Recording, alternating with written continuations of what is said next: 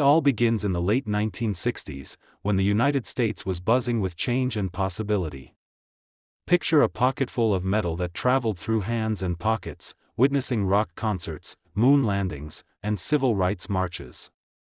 Now fast forward to today, where a single quarter struck in 1968 can spark excitement equivalent to uncovering buried treasure. That's exactly the kind of thrill that draws seasoned collectors and occasional custodians of these small marvels to take a closer look at what lies beneath wear and patina. Strap in as we unravel the fascinating story of the 1968 quarter penny varieties and errors, and discover why that little disc spinning at the cashier's counter might be worth far more than its face value. Back in January of 1968, the Philadelphia and Denver mints were hard at work producing quarters to satisfy a nation's demand for small change. The war on poverty was in full swing, rock bands were beginning to dominate radio waves, and everyday commerce relied on pocket change more than ever. Quarters born in this year carry the John Flanagan designed Washington profile, and most were struck without any fanfare. But within those millions of pieces, a few missteps and design quirks created anomalies that have since become prized finds. Collectors whisper about double dies, off-center strikes, and even curious die chips that transform an ordinary circulation piece into something extraordinary. The most sought-after variety from 1968 is the double die obverse from the Philadelphia Mint. Under magnification, the "In God We Trust" motto and the date exhibit an unmistakable split image, as if two thin outlines hover side by side. What makes this so rare is that the doubling occurred at the hubbing stage, essentially a mechanical double exposure, and only a handful of dies suffered this glitch before being retired. Today, finding a 1968 DDO in a grade above VF30 can be akin to winning a small lottery. Auction houses have recorded sales exceeding $1,200 for certified mint state examples with vivid, crisp doubling on the lettering. Equally captivating is the variety known as the 1968 Denver off-center strike. Here, planchets didn't fully seat within the collar before the press descended, resulting in a quarter that appears to have had its outer edge bitten off. The misalignment can range from barely noticeable to dramatically off-center by over 3 mm. With fewer than 100 documented examples, these pieces command prices between $600 and $2,500 depending on how far off-center and how well the remaining design elements survive. It's remarkable to consider that such a dramatic error happened when production workloads were peaking to keep up with commerce. Beyond those headline grabbers, smaller oddities can still fetch a surprising premium. Tiny die chips near eagle's wing feathers or in the field around Monticello can create what collectors call lumpy quarters. Rather than being defects to shun, these quirks become identification marks, proof that a particular coin wrote a unique die to the press. Prices for these minor die chips vary widely. Modest circulation examples might sell for $20 to $50, while a flawless mint state quarter with a prominent chip could push $300. It's a niche market, but one that proves there is value in every aspect of the minting process. Stepping back to appreciate the grand tapestry, it's fascinating that a coin with a face value of 25 cents in 1968 has evolved into a collectible that can surpass $1,000. Part of the allure comes from the historical context. 1968 was a year of seismic societal shifts, assassinations, protests, and cultural milestones. Holding a quarter from that same moment creates a tangible link to the past. That piece of copper-nickel-clad metal once paid for a pack of gum, now it can pay for an entire collector's set. Condition plays a massive role in establishing value.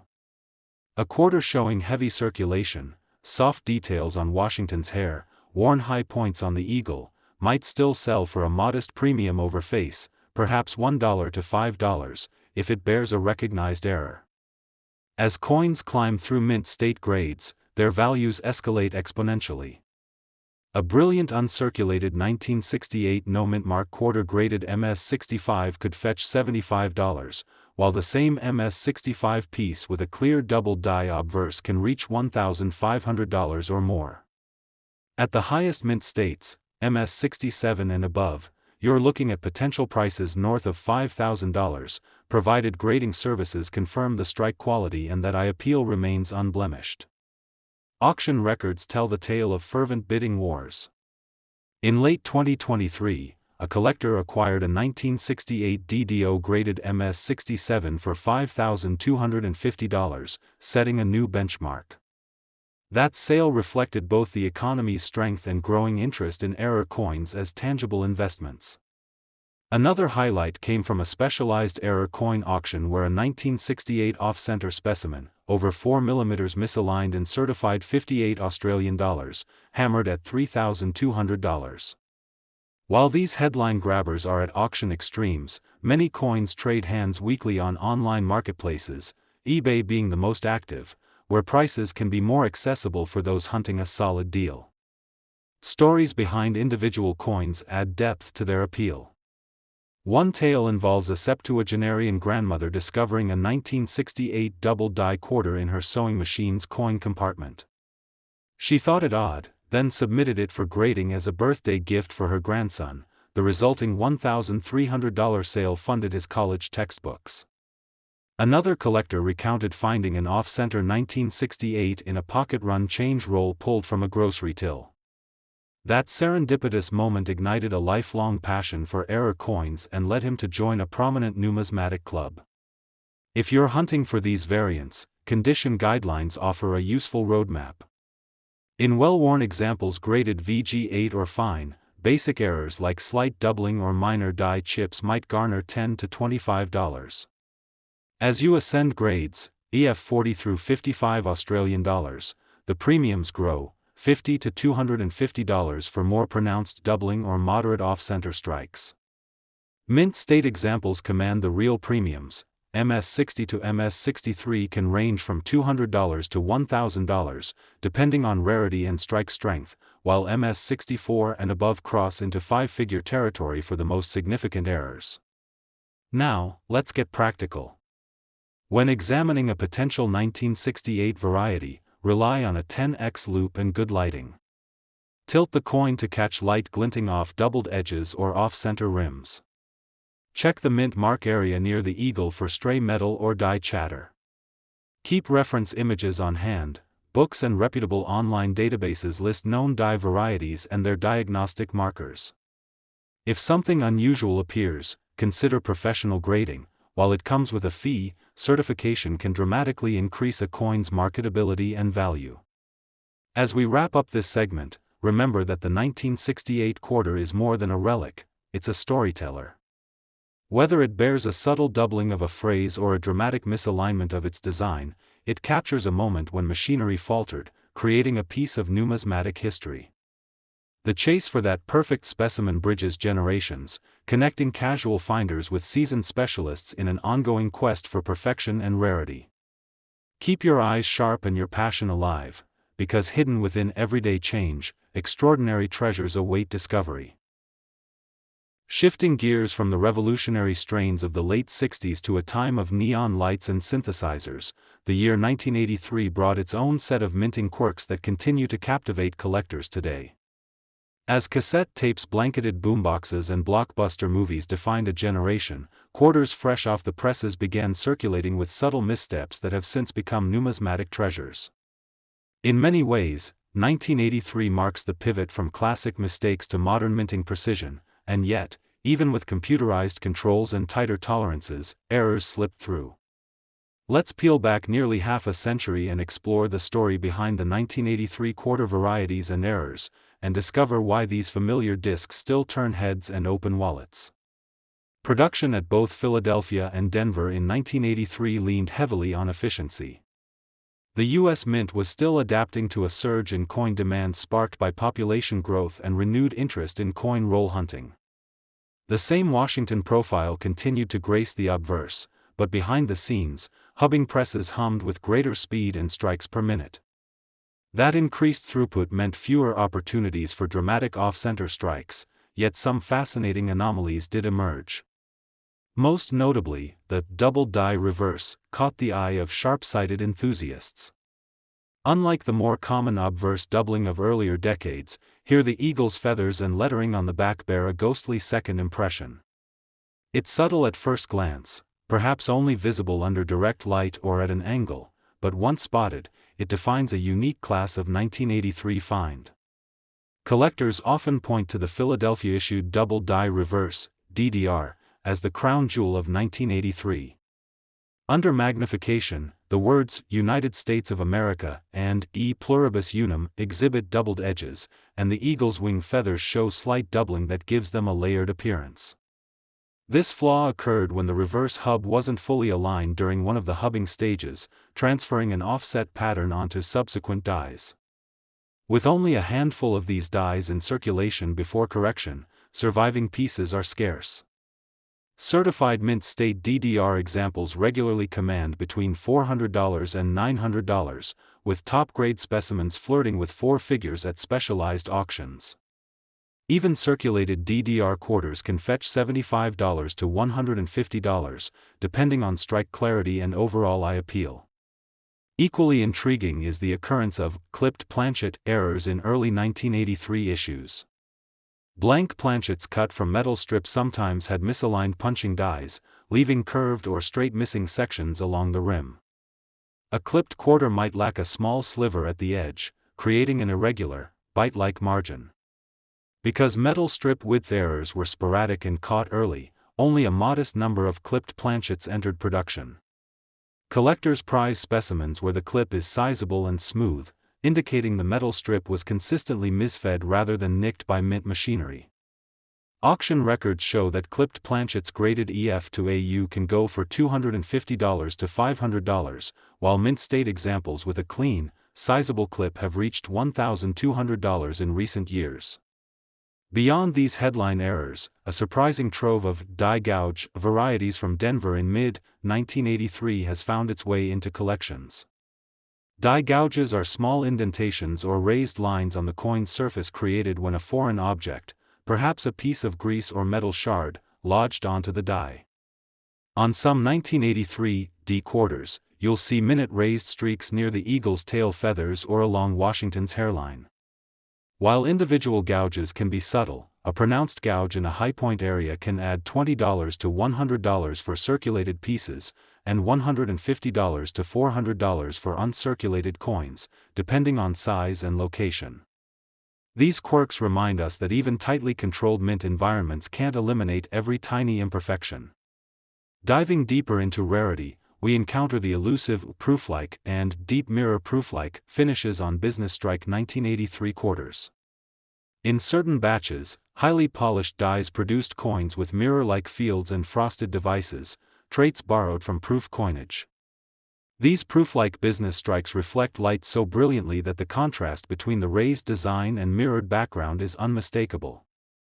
While not officially designated by the mint, collectors have catalogued these as separate varieties. A proof-like 1983 P quarter in MS65 condition can sell for $200 to $350, whereas a truly deep mirror proof-like example graded MS66 or above has been known to fetch $600 or more at auction. Turning to sheer anecdote, one collector's tale stands out. During a neighborhood rummage sale in 2003, a retired banker offered a small wooden box labeled miscellaneous coins, all face value. Amid common cents and nickels, a single 1983 P quarter caught another collector's eye because its reflective field gleamed unnaturally. Under magnification, the buyer confirmed a deep mirror proof-like finish and walked away with a $10 face value investment that years later sold for $1,000. That's the sort of story that fuels late-night coin roll hunting marathons and sparks lifelong obsessions. Market values for 1983 quarters follow a similar gradient based on condition and error prominence. In well-worn grades, G4 to VG10, minor errors like small die gouges or faint clipping often yield $5 to $20 over face. As coins climb into EF40 through 58 Australian dollars, rarer varieties like clipped planchets and double dies start commanding $75 to $300.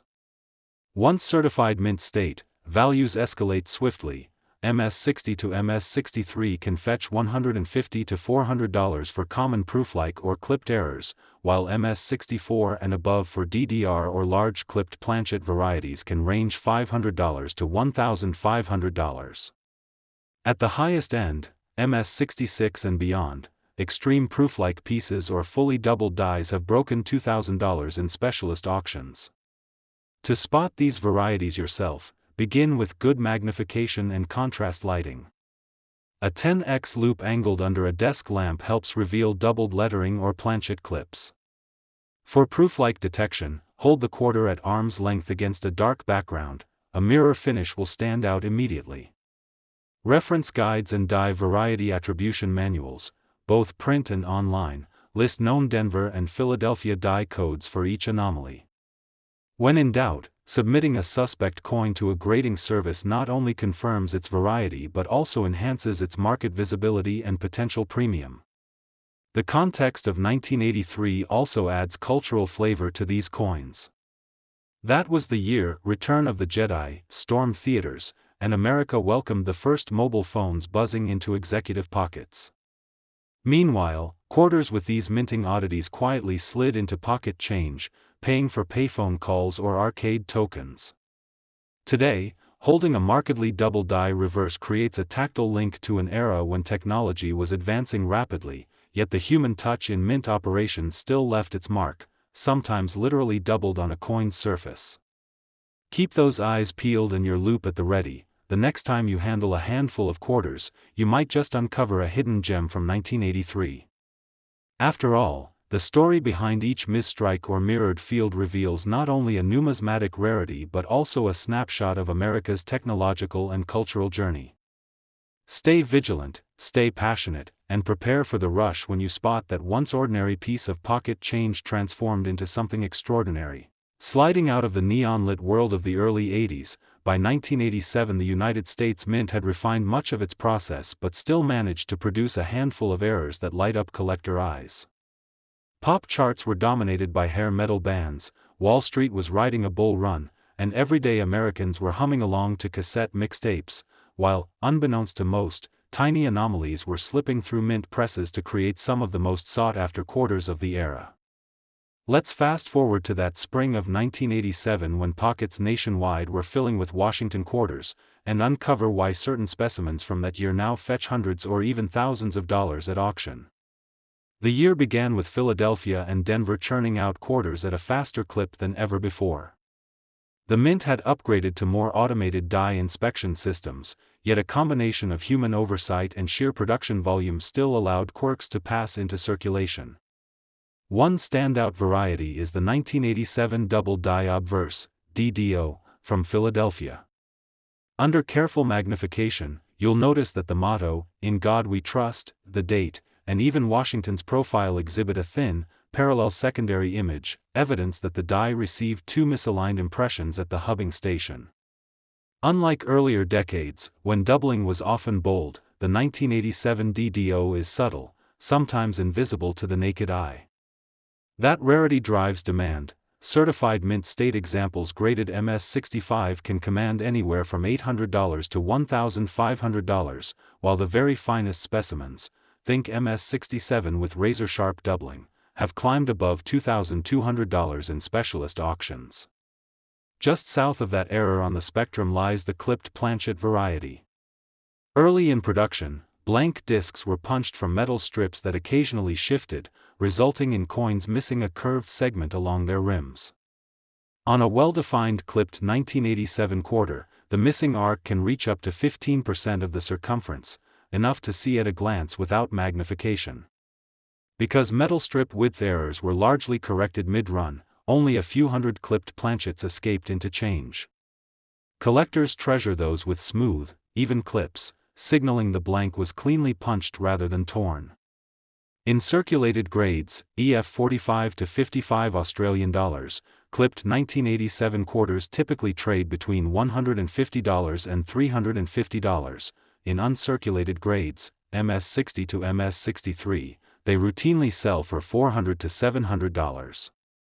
A pristine MS-65 clipped planchet has auctioned as high as $1,100 when appeal is exceptional. Less overt but no less fascinating are the fill die errors that surface on some 1987 D quarters. During striking, grease or debris can cling to parts of the die, filling recessed areas so that parts of the design fail to transfer. A common spot for this in 87 examples is the eagle's shield or the olive branches beneath it. Instead of crisp lines, you'll see softly rounded blobs or missing feather details. While these errors don't rival double dies or broad strikes in headline value, they add a collectible twist. Circulated fill die 1987 D quarters sell for $20 to $50. Uncirculated examples in MS-60 to MS-62 can fetch $75 to $150, and a high-grade MS-64 with a pronounced fill in a key design area can reach $250 or more among specialists. For those who chase unusual mintmark quirks, the 1987 repunched mintmark, RPM, variety holds special appeal. On certain Denver minted coins, the tiny D appears slightly layered, like someone stamped it twice, offset by fractions of a millimeter. This occurs when the mintmark punch shifts between impressions. A strong RPM will show a thin secondary ghost outline around the main mintmark. In circulated grades, a clear RPM might add $25 to $75 to a quarter's value. In uncirculated grades, premiums range from $100 to $300 depending on strike strength and clarity of the doubled mintmark. Then there's the broad struck error, one of the most visually dramatic. On these rare pieces, the collar that normally restricts the planchet's flow during striking is absent or improperly seated, allowing metal to expand outward.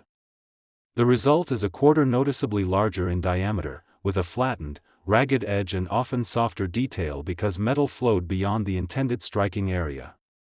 Only a handful of 1987 broad strikes are documented, and they stand out even to the casual observer.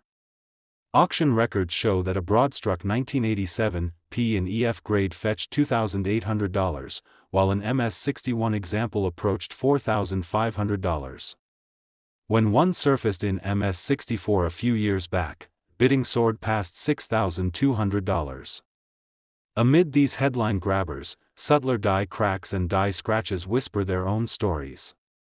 Tiny fissures can run through Washington's profile or across the eagle's wings, like hairline fractures frozen in metal. Collectors catalog these minute flaws, and while each might only add $5 to $15 to a circulated coin's resale price, a dramatic crack on an uncirculated specimen graded MS-65 could push its value from a baseline $50 up to $150 or more. These die cracks trace the life cycle of a die, showing how metal fatigue and wear shape the coins it produces. Contextualizing 1987 errors means appreciating the broader cultural backdrop. That year, the stock market famously endured Black Monday in October, and the nation watched as technology stocks recalibrated. Meanwhile, quarters rolled through payphone slots and arcade machines, paid for soda vending machines, and jingled in jukeboxes. Each misprinted or miscut quarter silently witnessed these moments, then slipped into coin collections decades later, resurfacing as keys to the past. Turning to market dynamics, interest in post-1964 era coins has surged thanks to online marketplaces and dedicated auction platforms. eBay listings for 1987 errors show dozens of transactions monthly, with premiums reflecting both rarity and eye appeal. Specialist auction houses like Heritage and Stack's Bowers feature these coins in themed sales, often paired with in-depth provenance. In 2024, a single lot of 1987 errors, a clipped planchet, an RPM, and a filled die quarter, sold for a combined $3,100, underscoring how bundled offerings can attract bidders seeking variety. For casual collectors or heirs discovering a loose roll of quarters in a cookie jar, practical detection tips matter. Start with a good 10x loop and strong oblique lighting.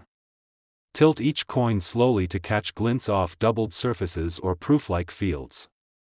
For broad strikes, simply compare the coin's edge against a standard quarter. A broad struck example will appear visibly larger and the devices more spread out. Keep a reference guide or digital database at hand to match observed anomalies to known varieties. When you spot something unusual, photographing the coin, using a macro lens, and comparing it against verified specimens can help confirm the variety before investing in third-party grading. Condition remains king in the modern market. A well-worn 1987 quarter with a clipped planchet might still trade for $100, while its MS-63 counterpart with sharp edges and full luster can soar to $600. Double die obverse examples see similar escalations, from $75 in lower circulated grades up to $1,500 in MS-65, and beyond for the rare MS-67 holders. Proof-like and deep mirror proof-like business strikes also command their own premiums, $50, $150 for modest examples, climbing toward $400 for gems. As we conclude this three-coin journey, from the social upheaval of 1968, through the neon-tinged 1983 experiments, to the late 80s precision meets imperfection of 1987, one theme emerges: rarity and story drive value. Whether you've uncovered a double die obverse from Philadelphia or a dramatic broad-struck example yourself, these coins tell more than the dates stamped on their faces. They speak of industrial rhythms, human oversight, and the thrill of discovery. Keep that loop handy, stay curious, and remember that behind every quarter lies a microcosm of history, waiting for its moment to shine.